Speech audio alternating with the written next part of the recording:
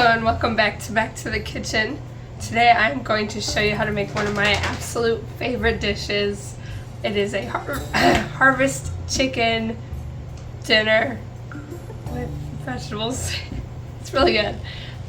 So first you're going to start off with a few chicken breasts. I just have 3 chicken breasts. You can use 4 decent sized ones. This is just about 2 pounds of chicken breast, and you're going to grab a Ziploc bag, a big Ziploc bag, and you're gonna put that in the Ziploc bag. I just like to pat off a little bit of the juices of chicken. If you want, you can cut off a little bit of fats on there, but you don't have to. And always make sure you wash your hands after dealing with chicken because you don't want to risk salmonella. Next, you're going to add about 1.5 tablespoons of olive oil to the chicken. And you're going to add half a teaspoon of salt.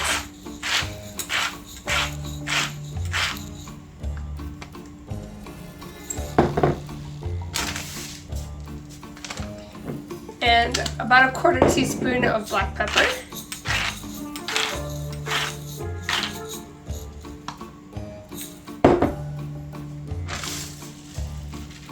And then you're going to add a teaspoon of cinnamon powder.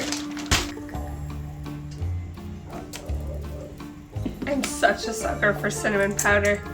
So darn yummy. And then you're going to add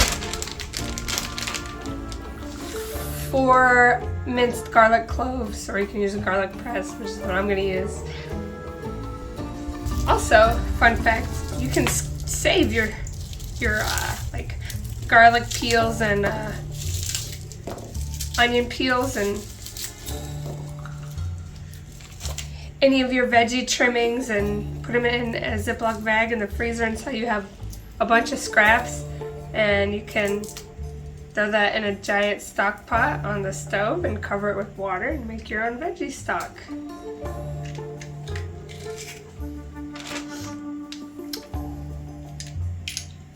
Get all that yummy garlic bits out of there. Okay, very cool. Next you add your tablespoon of fresh chopped rosemary. Now you're gonna seal this up and give it a very, very good shake. Now you're gonna set this in your fridge until you're ready to use it. Okay. Next, you're going to make sure your oven is preheated to 425 degrees. You can either throw all this stuff onto the cookie sheet itself, or I like to do it in a bowl so I can cut everything equally. But you're going to take 1 red onion, and I just kind of quartered it and then cut them more. 1 whole red onion. This time I used Cosmic Crisp apples, but Honeycrisp are always my favorite for everything. I used 2 like medium small apples, and then I took 2 small sweet potatoes. I peeled them and then cut them up into tiny cubes. And then for the apples, if you want, you can peel them, but I really like leaving the skin on the apples. But you can leave it or take it off, it really doesn't matter. You're also gonna get 1 pound of Brussels sprouts and trim off the ends and cut them in half. One thing I've noticed though, you always want to check your Brussels sprouts, because I noticed sometimes they'll have little bugs under, so just keep an eye on that. Ew. Now we're going to add more olive oil and salt and pepper these, and then you're going to put them on a cookie sheet. I'm probably going to end up using 2 cookie sheets because the more spread out they are, the easier it is going to be for them to get the yummy caramelization on them. So now you're going to add about 1.5 tablespoons of olive oil to these. Another 1/2 teaspoon of salt.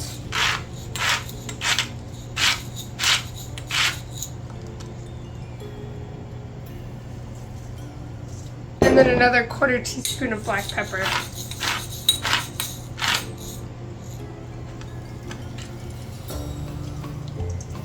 And then I just like to shake it up like this to get everything coated. And that's why I like doing it in a bowl. It's just a little harder on the sheet pan to make sure everything's coated well, but you know, if you don't want to dirty the extra dish, then just go ahead and do it all on the cookie sheet.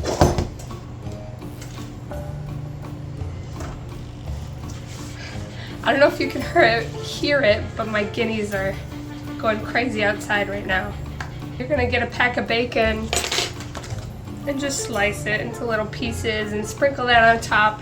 Another thing with the chicken, if you want, you can just lay the chicken on top of the veggies like this and cook it in the oven with them, but I don't like how the chicken turns out personally, so I'll either grill mine or cook it on the stovetop. And I'm gonna be cooking on the stovetop today because I don't feel like grilling, but grilling is my personal favorite way to do this. Alright, now just throw the bacon all around here. It doesn't really matter if it's like on top of each other or not, because you're gonna stir this a couple times while it's cooking. So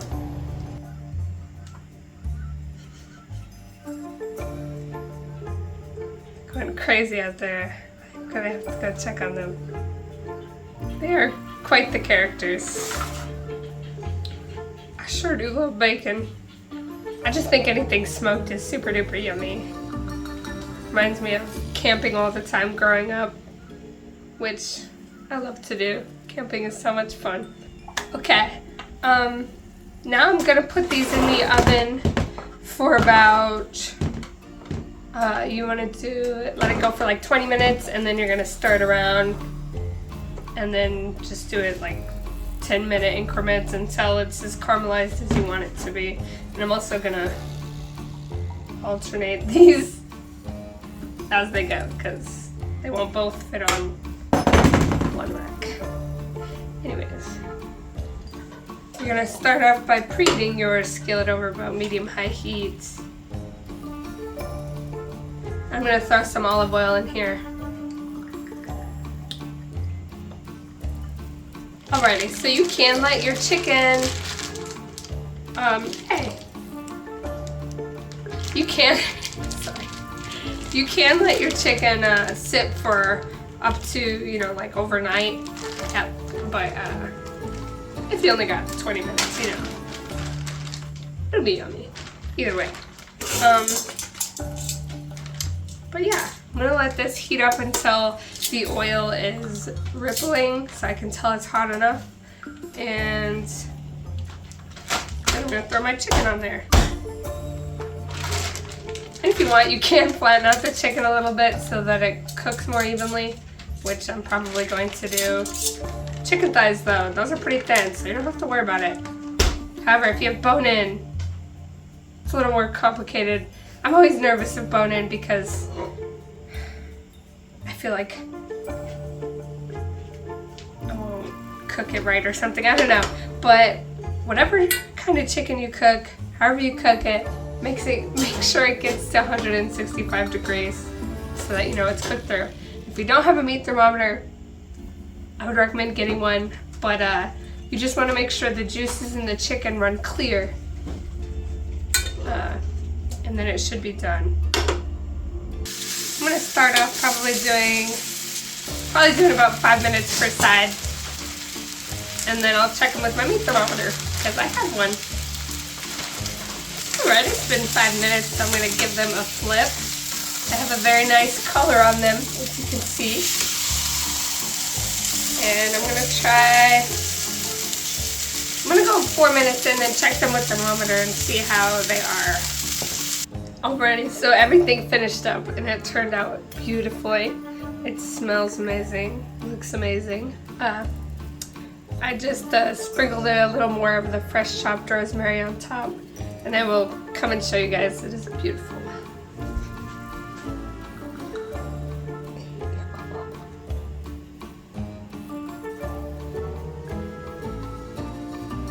Delicious.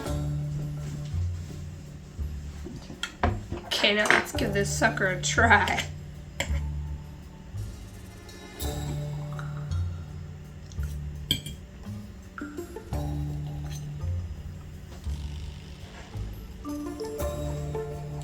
Very good.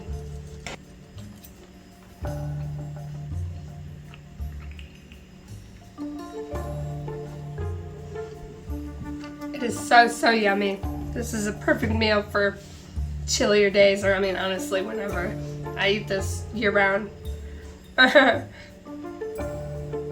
chicken is nice, it's not dried out. I think the resting is important to keep it juicy. And that darn cinnamon tastes so good. It's such a nice, warm, cozy flavor. But I think that is going to be it. I hope every one of you makes this recipe. It is my absolute favorite. But I appreciate all of you watching my videos. Please like, share, and subscribe. And I will see you guys later.